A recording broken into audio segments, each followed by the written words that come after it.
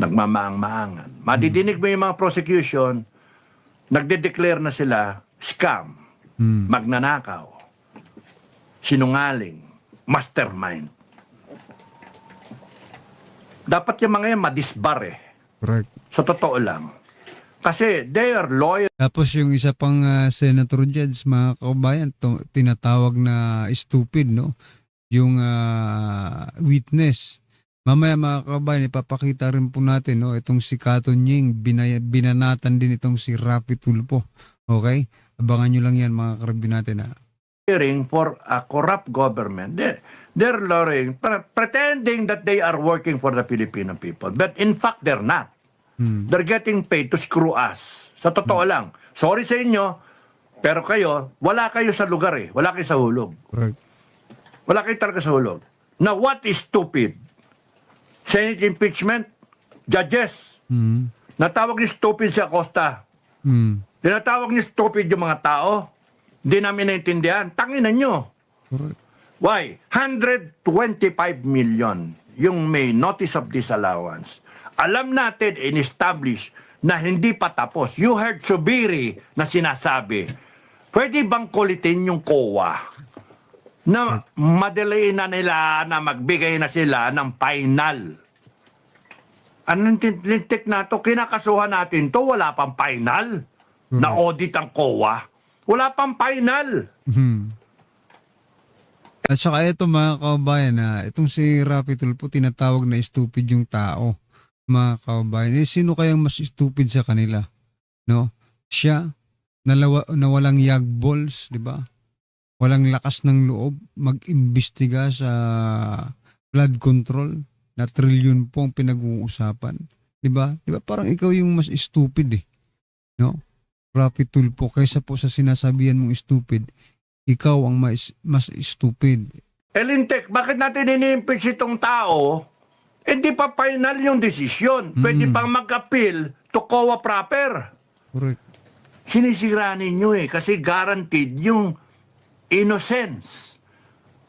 Bago makita yung guilt, nandun pa lang tayo sa prosecution. Na pinapayagan ninyo na kayo mismo mga judge ang nagsasalita ng masama kay Inday Sara. Correct. Nakakasuya yung natin, sitwasyon natin. Nakaka-stress din talaga. Para panoorin mo sa halos maghapon, 10 o'clock hanggang abot ng mga 3, ganon, almost 3. Ang impeachment, stressful eh. Stressful. Correct. So,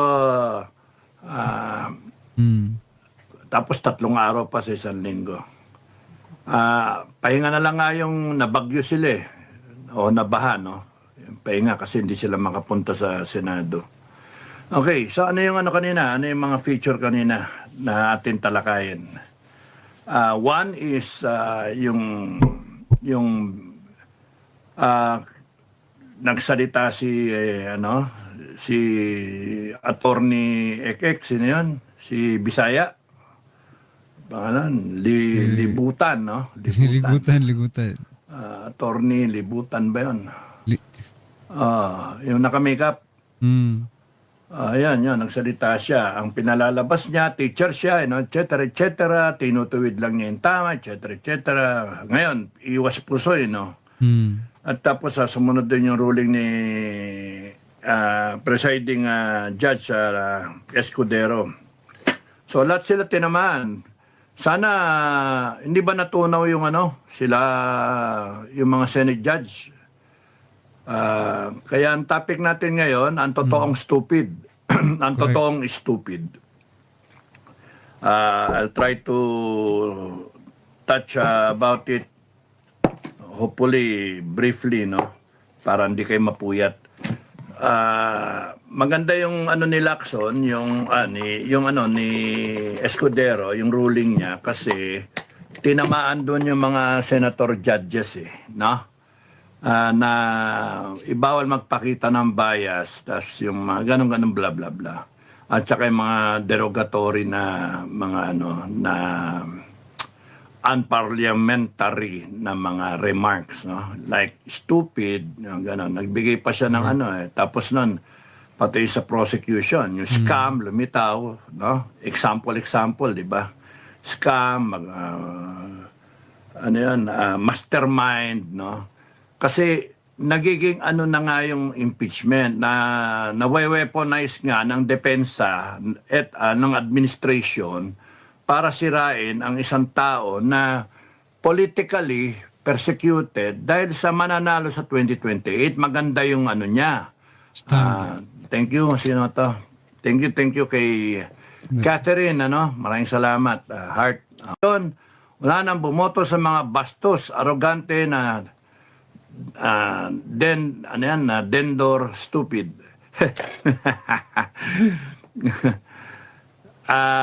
Mga bastos, di ba? Pagka-eleksyon, ang bait nila eh. Lahat sila mabait.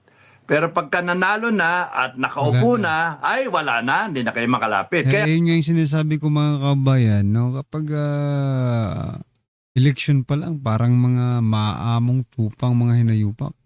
After election, mga kabayan, parang na silang mga hari at rena. Ha? Mga untouchable na. At wala nang pumapansin sa taong bayan. kinakailangan korekin natin talaga. Isip-isip kayo paano korekin. Ako, ang suggestion ko, talaga may Council of Elders tayo o Council of the Whole o kaya Grand Council, Council of whatever na tawagin natin, na ang representation ay ang taong bayan. Buo, lahat tayo represented. So regardless kung ano yung religious belief natin, Muslim, Kristiyano, Atheist, Shintoist, etc., Buddhist, Hindu, kung whatever, o kaya yung plain na, ang tag dito, anito, yung mga ganon, represented kahit papano. May sumasaklaw. Meron tayong mga indigenous people. So, how we will go about na pati sila represented. Kahit isang boto, represented sila. And that's very important. Kung walang matalino at walang pues yung pinaka-chieftain nila. No, I don't care kung basta mahalaga represented sila because importante yung mga indigenous people natin. So yung mga usapin mula sa ulo hanggang paa, sa day-to-day, 24/7, represented tayo. Very important sa akin yan eh. Religious belief, age group. No? So, council, kung council of elders, kung makasama yung mga bata, no? Yung mga, tawag dyan, yung mga youth commission, na yan, yung mga bata. Parang meron naman tayong ganyan, kapdado, no, sa House of Representatives, sinasabing sila po ay mga representante ng taong bayan. But kung titingnan mo, parang hindi naman po ang kapakanan ng taong bayan ang kanang inaalala. Kundi kanila ring mga sarili, no? Kasi nga mga buhaya, mga kabayan. Ba? Meron na tayong ganyan, representative ng bawat isang sektor ng natin. Sobra-sobra na nga eh, 'di ba? Kasi may representative tayo ng mga sports, 'di ba? May youth. Ano pa bang representative? Kung ano na nga lang ang kine-create nilang mga party list para lang makapasok, 'di ba? Kung ano-anong party list na lang.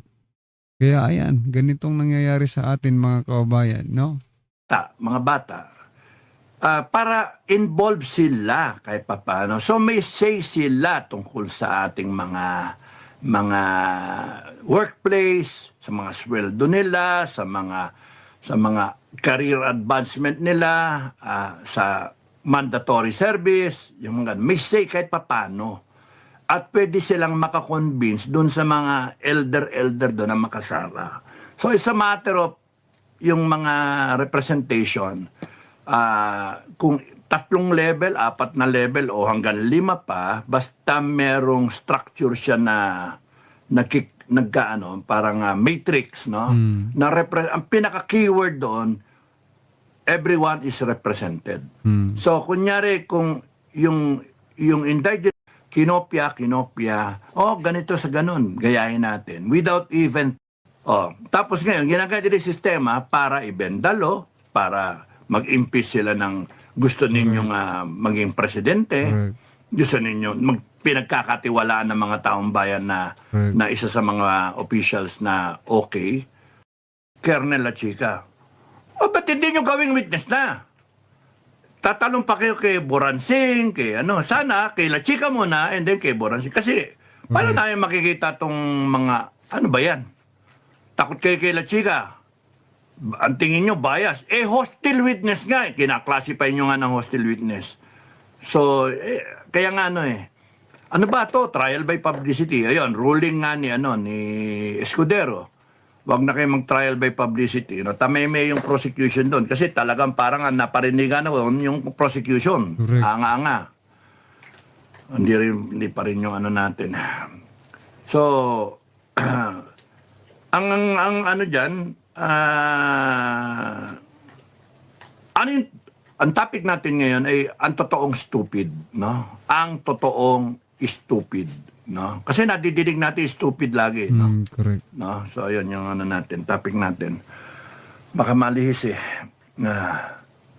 Very arrogant si Tulfo. Never I would vote for that. We are angry with Tulfo. The whole family hates Tulfo. Esther Renante. Ang problema, pagdating na eleksyon niya, mabait na naman yan. Tapos na iba nating iba nating mga electorate, Tama. yung mga nasa parplang places. Tapos kung saan kumabi si Tulfo, kakabit yan kung saan may pera. Paano na? Tapos na naman. Yun yung problema. Then mananalo, then another. Kung kailan ba yan kakapanalo pa lang yata, nakakatatlong taon pa lang yata, si Erwin, yung Rapi, re-electionist. So, baka mag-national yan sa 2028. Baka mag-vice, magdadala yan ng hahatak. Kailangan nilang tipakin si Inday Sara para mabawasan yung kanyang 32 million. Yun yung Labanan natin binabalak mga nila. kabayan. Kung di nila kayang ma-impeach. So kung yan man po ang plano nila mga kabayan, dapat talaga labanan natin yan. No? Kasi kapag sila po ang naupo ulit sa mga posisyong yan, sigurado, di ba? Kung ano po yung nararanasan natin ngayon, baka dumoble, trumipli pa ito. Pag sila pa rin po kasi compounding na ito paulit-ulit na. Di ba? So kung ganito ang nararanasan natin ngayon tapos sa sunod sila pa rin po yung mauupo, baka ganito na yan sa susunod, di ba? Wala na tayong pag-asa mga kababayan. Kaya maging wais po tayo mga kababayan. Ang Inday Sara, para hindi siya makatakbo, ang balak nila is tipakin yung mass-based support para maniwala yung tao na talagang may problema kay Inday Sara. Correct. Yun Kaya sinisira nila. Ngayon, yung salita ni Escudero kanina is dapat noon pa. Na-delay pa ng 1 linggo dahil kung di nag-motion tawag ba doon, nag-motion siya o make statement yung attorney defense, si Sison, no? Yung stricto, no? Yung nakakatakot na si paborito Sison. natin yan. Love you, Sison. Love you, attorney. Nakakatakot kasi Attorney Sheila, Sison. yung aura niya, no? Seryoso na stricto na may putos lagi. Yun yung aura niya, no? Professional ang dating. Nag-motion siya. Bakit ganyan yung hinahayaan yung mga salita-salita ng prosecution? Naglalagay sila, nag-i-inject sila ng mga salita. Gaya nung huli, nung isang araw, kahapon yata yun, yung scam, sinungaling, mastermind. Sinabi ni Escudero doon sa kanya mga example, no? Grabe nga Lahat sila warning. So tignan natin ngayon kung may mag-violate diyan. Tapos noon, banat na naman yung bago ma-adjourn. Di nag-load ba daw nagsalita sabi na ano, sabihan si Vice President as the respondent, as the one in trial. Tarantado itong gago talaga itong prosecution eh. You know why? Kasi nagsasalita sila na sinisiraan ng Inday Sara. Magsalita ang Inday Sara para barahin yung mga sinasabi nila. Matinig po naman scam, mastermind, sinungaling. Ba't di ka magsalita? Tama yung ginawa ni Inday Sara. Nagsalita. Ngayon, hindi ngak kayo tapos wala namang ebidensya. Yun yung hanapin nyo. Diba, pag korte mga kabayan, it is supposed to be based on evidence. Whatever you say, no, kailangan it is backed up by evidence. Mahirap magsalita dyan, di ba? Kung ano nga ay sa totoong korte, ito korte naman, totoong korte naman talaga ito eh. Kaso walang impeachment court, no? Kumbaga natatanging korte ito mga kabayan. Kaya dapat, please naman, naman kayo ng ebidensya. Hindi namin kailangan yung mga ninyo, yung mga opinion nyo, no? Just convince the public, no? Diyan sa inaakusan ninyo kay BP Sara. Ngayon, kung hindi niyo makumbinsi ang taong bayan, di good luck sa inyo, di ba? Pero wag kayong magsasalita ng walang, for example, sinabing scammer. O paano naging scammer? Show us the evidence, di ba? Pag sinabi niyong mastermind, saan yung dito, ebidensya? Di ba? Na mastermind siya. Siya ba talaga? Di ba? May misuse of funds. Pakita niyo sa amin kung paano nagkaroon ng misuse of funds. Hindi yung pinapakita. Alam niyo kung anong pinapakita nila mga kababayan? No? Wala. Gusto lang nilang pag-usapan si BP Sara. No? Pag-usapan ng hindi maganda. Alright? Okay, anyway mga kababayan, ito mga karbi natin, pasadahan na po natin si Katon Ying. Ito, isa rin sumabog sa galit dito. Pasok. Ganun ba yung reaksyon nyo? Kailangan mga bago ang nailabas kasi matagal na nating alam yan. Matagal na. Diba, alam naman na natin lahat na si Gina Acosta, siya ang nag-withdraw ng pera. Si Gina Acosta ang nagpabuhat ng pera. Si Gina Acosta, nung nanghingi ng pera si Kernel La Chica, binigay niya. At hindi naman niya hininga ng resibo. Ang binigay niya acknowledgement receipt ng mga taong hindi nga natin alam kung totoong mga tao. Hindi ba? Alam na natin yun eh. Alam na natin yun. Ang tanong ano ba ang bago para makuha uli? Ang interest ng tao. Wala. Yun eh. Di ba? Paano natin? Tinutulungan na wala naman sila eh. Palang sa House hearing narinig na natin to eh.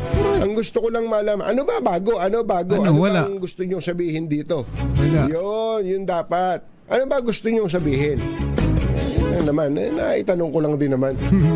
Mahilig lang talaga akong magtanong. Alam mo, Katon, yung pare-parehas pa tayo ng tanong no? Lahat ng ating mga kabayan, yan din yung tanong Ano ba?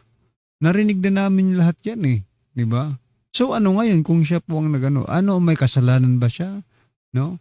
Kasalanan niya ba yun na ginawa niya yung trabaho niya? Di ba? Nako. Bago yan Dapat gano'n. Alas 6:15 na. Tapos na. Sige, tapos na pala. Di ba ang pinag-uusapan dito confidential funds? Opo.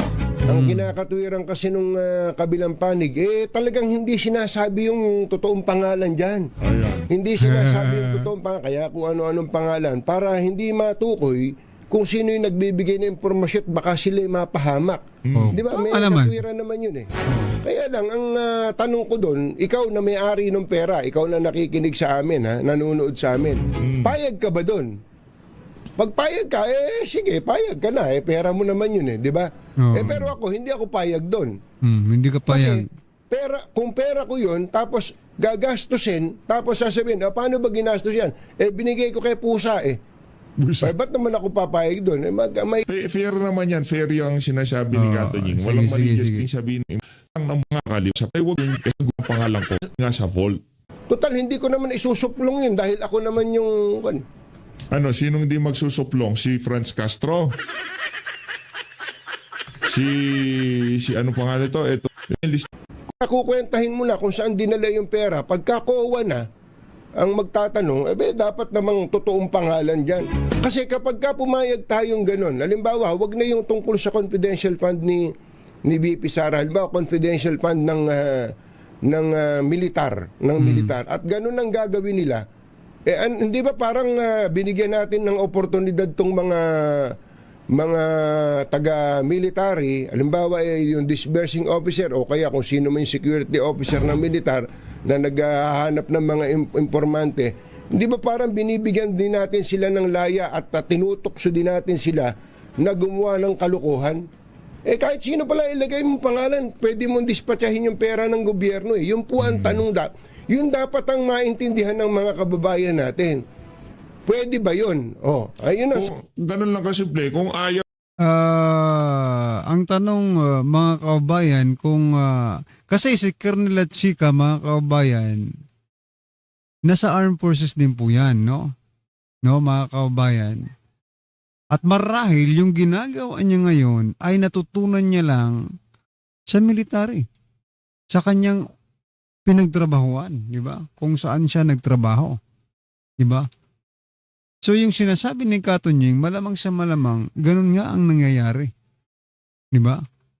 Ganun ang nangyayari, alangan naman ibigay mo yung, for example hindi mo kasi alam kung sino talaga ang kalaban. Malay mo sa kuwa, may kalaban pala.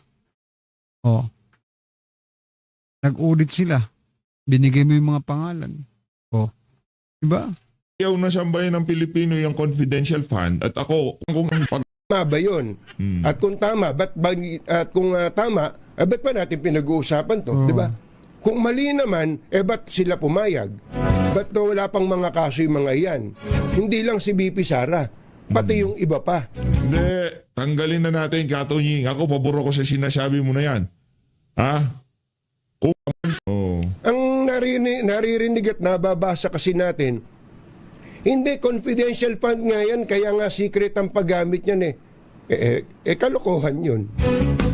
Kalokohan yun. Kung gano'n ang gagawin nating pamantayan, tanggalin na natin talagang kahit walang operation, lulustayin lang nila ng Kaya nga, para lang sigurado, tanggalin na natin yung confidential fund. Totally, pati yung mga taga-AFP. Hindi na natin alam kung anong mga aliases yung ginagamit sige, tanggalin natin. Baka save pa tayo, di ba? Nasisingle out si BP Sara.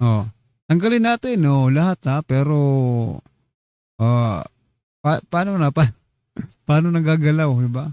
Magtatagumpay pa kaya ang armed forces sa pagsugpo ng kung walang intelligence, mga kababayan? Di ba? Pag-isipan nyo muna bago nyo tanggalin yan, no? It is very important. Kumbaga, mga kababayan, information, no, is very powerful, no? Information is very powerful. So, ang pagkuha ng mga impormasyon ay talagang napakahalaga, mga kababayan, sa isang digmaan. Diba? Kung naiintindihan lang natin. Yung mga hindi nakakaintindi, bahala kayo. No, sige. For example, no, pumunta kayo sa gera nang wala kayong alam about sa kalaban ninyo. Diba?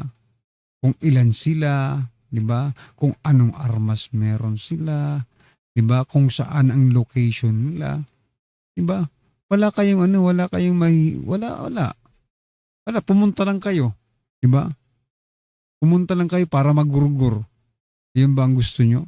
Tanggalin yung confidential fund, mga kababayan. Nako, bahala kayo.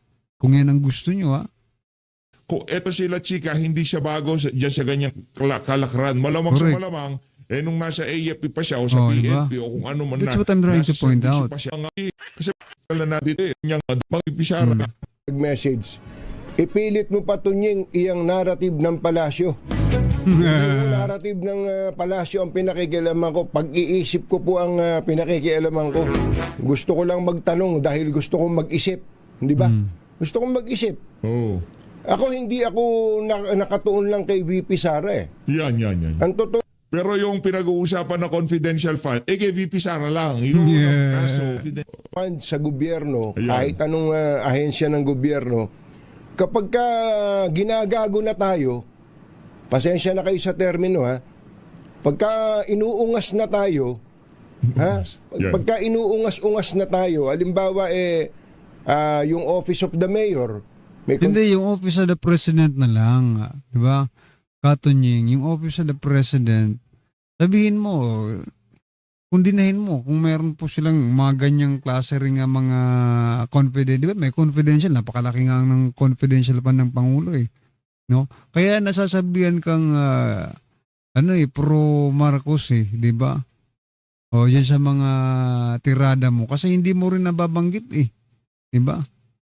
O pagdating kay BP Sara, nababanggit mo. Pagdating sa Office of the President, hindi. Nako. confidential fund yan eh. May intel funding yan eh. O kaya yung Office of the President. Oh, yan. Yan ang gusto ko. Diba? Yan ang sinasabi. Yan ang sinasabi ko mga kabayan. Banggitin mo para hindi ka mapintahan, di ba? O yan, maganda yan. Di ba? Na nasasabi mo eh. Do. Ano mangyayari bigay para doon sa At ang pangalan ay pusa, informant 2, pangalan ay aso, informant 3, daga. Pagka ganun, pag pumapayag ka doon, okay na sa atin yun. Wala na tayong Kaya nga, kung hindi kayo papayag, edi tanggalin na natin yung totally yung confidential fund. Kasi sinisilip lang natin kay VP Sara. Oh, total, wala namang confidential pen si BP Sara. Binigyan lang siya ng Office of the President, di ba? Ano ba talagang ang issue dito? Parang na-set up lang si BP Sara eh, no? Ang laking usapin nito, pero kung titingnan mo, no, kung aanalisahin mong mabuti mga kabayan, the problem, the root cause, no, of the problem, no, is also coming from the President, Office of the President, mga kabayan. Sara, sa AFP, PNP, Office of the President, Office of the Mayor, Office of the Lahat Governor, na. meron, DOJ, problema o kung ano pa man. Pero kung gusto nyo ho yun, hindi lang dapat natin siliksikin yung facts. Etong Underjudge. Yep. Tama po yung ginawa ni Presiding Officer alright, buddy! Buddy. Escudero dahil nasa rules po yan ng impeachment court na dapat hindi magsalita yung mga parties tungkol sa mga merits ng kaso. Hindi lang po abogado. Kasama na po yung parties mismo. Kasama na rin yung panel of prosecutors. Kasama na rin po yung spokesperson nila. Pero po, hindi saklaw ang media. Hindi po saklaw yung mga nagko-comment sa labas ng mga partido, pero saklaw yung mga senator judges. Ano pong ibig sabihin ng sub judice rule?